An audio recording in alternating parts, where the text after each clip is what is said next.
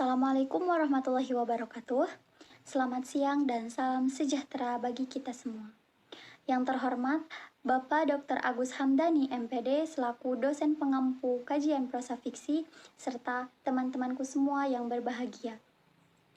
Pertama-tama, marilah kita panjatkan puja dan puji syukur kehadirat Allah Subhanahu wa Ta'ala yang telah memberikan rahmat dan karunia-Nya sehingga kita bisa bertemu dan belajar bersama pada ruang maya ini. Perkenalkan, nama saya Mardiatu Salma dengan NIM 23213014. Pada kesempatan kali ini, saya akan mempresentasikan mengenai psikologi sastra pada novel Harimau-Harimau karya Mohtar Lubis. Sebelum kita membahas lebih lanjut mengenai psikologi sastra, mari kita review kembali apa itu karya sastra. Menurut Semi, sastra adalah suatu bentuk dan hasil pekerjaan seni kreatif yang objeknya adalah manusia dan kehidupannya menggunakan bahasa sebagai mediumnya. Sedangkan menurut Panuti Sujiman, sastra sebagai karya lisan dan tulisan yang memiliki keunggulan seperti keorsinilan, keartistikan, keindahan dalam isi dan ungkapannya. Kesimpulannya, karya sastra adalah sebuah ide, opini, pemikiran, imajinasi, pengalaman, serta semangat yang dituangkan dalam suatu bentuk tulisan. Selanjutnya ada pendekatan psikologi sastra. Menurut Semi, tahun 1993 menuliskan bahwa psikologi sastra suatu disiplin yang memandang karya sastra sebagai suatu karya yang memuat peristiwa-peristiwa kehidupan manusia yang diperankan oleh tokoh-tokoh faktual. Sedangkan psikologi itu sendiri merupakan ilmu yang membicarakan persoalan-persoalan manusia dari aspek kejiwaan. Nah, pendekatan psikologi sastra dapat diartikan sebagai suatu cara analisis berdasarkan sudut pandang psikologi, sudut pandang yang bertolak dari asumsi bahwa karya sastra selalu membahas tentang peristiwa kehidupan manusia yang merupakan pancaran dalam menghayati dan menyikapi kehidupan, akan tetapi mengkaji karya sastra dapat dilihat pada segi kejiwaan tokoh. Novel Harimau-Harimau karya Mohtar Lubis yang pertama kali diterbitkan pada tahun 1975 oleh Pustaka Jaya. Novel ini mengisahkan tentang sekelompok pemburu yang dipimpin oleh Wakatok yang pergi ke hutan untuk mencari damar. Dalam perjalanan mereka, sekelompok ini harus berhadapan dengan ancaman seekor harimau yang mengintai mereka.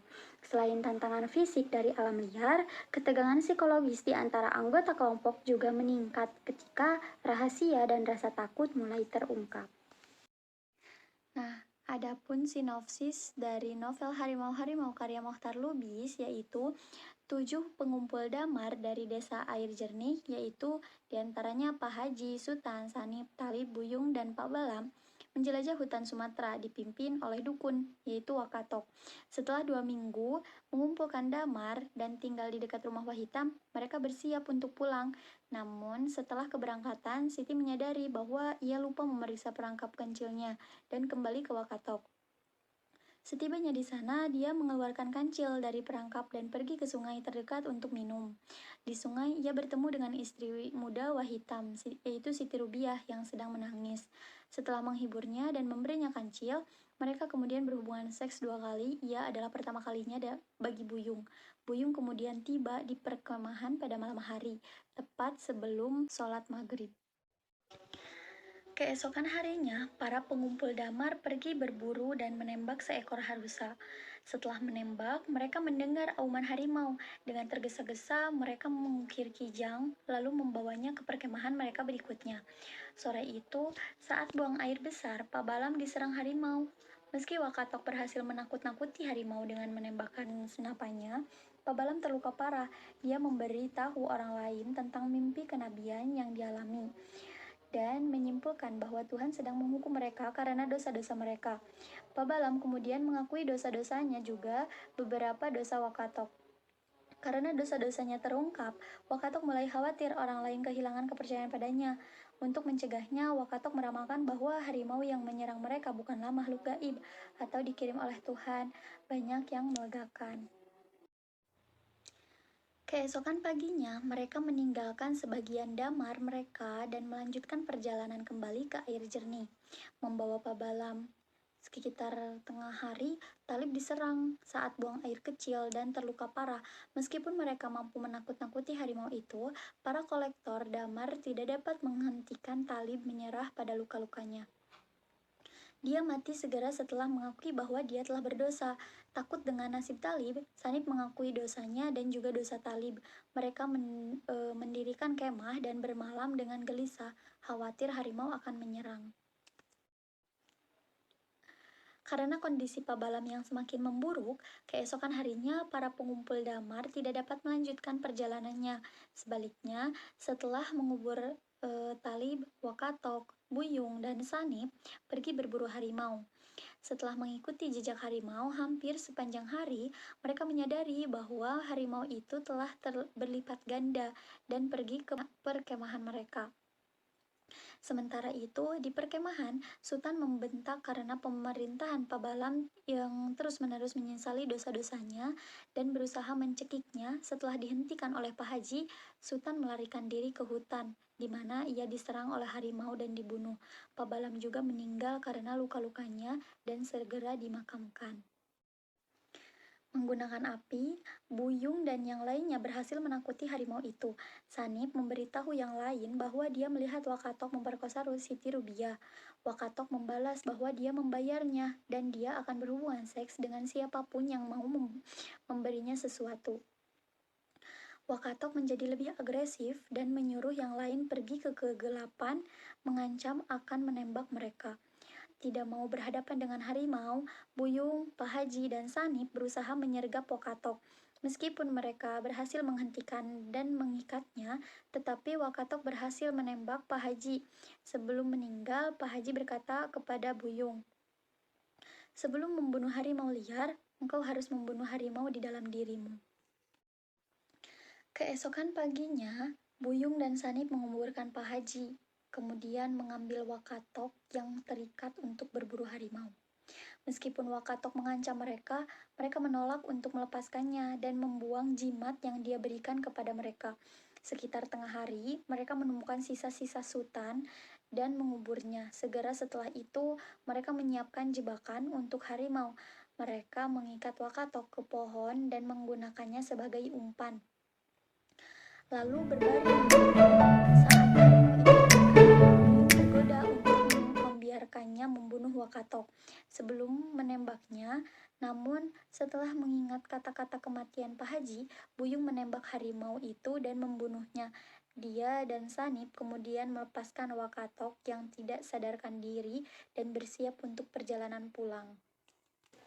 Latar belakang saya dalam analisis novel Harimau-Harimau karya Mokhtar Lubis pada psikologi sastra Sigmund Freud adalah: melalui kajian ini, pembaca dapat memahami bagaimana trauma, rasa takut, dan keberanian diproyeksikan dalam narasi dan karakter novel. Seperti yang dijelaskan oleh Freud dalam teori psikoanalisisnya, ketakutan tidak hanya muncul dari ancaman fisik, tetapi juga berasal dari konflik batin dan dorongan bawah sadar. Di sisi lain, Carl Jung dengan konsep arketip dan ketidaksadaran kolektifnya dapat memberikan perspektif tambahan tentang simbolisme harimau sebagai wujud ketakutan dan kekuatan alam yang menghantui karakter-karakter novel tersebut. Jadi, dengan menganalisis novel ini melalui pendekatan psikologi sastra, pembaca dapat memahami bahwa harimau-harimau bukan hanya tentang pertarungan fisik melawan hewan buas, tetapi juga tentang pertarungan internal manusia melawan rasa takut, ego, dan moralitas. Tokoh-tokoh di dalam novel ini mewakili kompleksitas psikologis manusia yang selalu berada dalam keseimbangan antara insting dasar dan nilai-nilai kemanusiaan. Teori yang digunakan untuk menentukan psikologi atau kepribadian tokoh ini yaitu teori Sigmund Freud, yang mengatakan bahwa ada 3 langkah-langkah atau struktur kepribadian yang dilakukan untuk menentukan psikologi seseorang, yaitu id, ego, dan superego. Adapun beberapa hasil temuan tentang id, ego, dan superego pada novel Harimau-Harimau yaitu: kutipan di atas menandakan adanya id yang melekat pada tokoh yang bernama Sultan, Talib, dan Wakatok. Sultan ini digambarkan tidak tahan godaan terhadap wanita dan pengecut, serta suka mencuri. Sifatnya yang pengecut dan tidak mau bertanggung jawab menunjukkan dorongan impulsif tanpa mempertimbangkan moral yang mencerminkan id. Selanjutnya ada Talib. Talib juga terlibat dalam pencurian kerbau bersama Sultan dan Sanif. Sifatnya yang kurang berani dan mudah terpengaruh oleh dorongan untuk mencuri menunjukkan aspek id yang berdominasi perilakunya. Selanjutnya ada Wakatok. Wakatok ini sebagai tokoh yang bersifat pemaksa dan penipu, Wakatok seringkali menggunakan cara-cara manipulatif demi kepentingan pribadinya. Ini memperlihatkan dominasi id karena ia mengutamakan keuntungan dan kuasa tanpa memperhatikan moralitas. Kedua yaitu ego. Adapun kutipan ego dalam novel Harimau-Harimau yaitu kutipan di atas menandakan adanya ego yang melekat pada tokoh yang bernama Buyung dan Sanif. Sebagai pemuda yang pemberani dan cakap, Buyung berusaha menyeimbangkan antara dorongan instingtualnya dengan kebutuhan untuk bertanggung jawab. Ia suka menolong dan menunjukkan kecakapan dalam berbagai hal, tetapi juga memiliki kelemahan seperti malas dan kepribadiannya yang mampu mengatur dorongan dan bersikap rasional. Dalam beberapa situasi menunjukkan peran ego. Selanjutnya ada Sanif. Sanif ini adalah tokoh yang berani mengakui kesalahannya meskipun ia terlibat dalam pencurian. Ia mencerminkan ego karena mampu mengakui dosa dan kesalahannya sehingga mencoba memperbaiki dirinya setelah menghadapi realitas tindakannya. Ketiga ada superego. Adapun kutipan superego dalam novel Harimau-Harimau yaitu kutipan di atas menandakan adanya superego yang melekat pada tokoh yang bernama Pak Haji Rahmat. Sebagai tokoh yang dihormati karena usianya, kebijaksanaannya, dan ketaatannya pada Tuhan, Pak Haji Rahmat adalah representasi dari superego. Dia realistis dan taat beribadah, selalu mengingatkan kelompoknya untuk tetap mengandalkan Tuhan. Sifatnya yang bijaksana dan penuh pertimbangan moral menunjukkan bahwa ia mengendalikan dorongan dasar dengan norma agama dan etika. Itulah tadi pendekatan psikologi sastra yang terdapat pada novel Harimau-Harimau karya Mokhtar Lubis. Mohon maaf bila ada kesalahan, karena kesempurnaan hanya milik Allah. Dan wassalamualaikum warahmatullahi wabarakatuh.